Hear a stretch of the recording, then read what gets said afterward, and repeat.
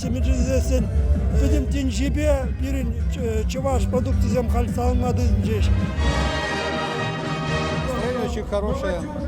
Наши ребята, WorldSkills, 5 человек вышли в финал национального чемпионата. Ребята активно занимаются спортом, самодеятельность, выиграли гран-при. Меня радуют успехи нашей республики. Шахамбек уяв менели крень халаха савандарна. Пирин хрещения тянне зем, рабочий зем, она кетседана, менжендезесень вол хавгалану. Эш шиннине числа небе чихан задратик.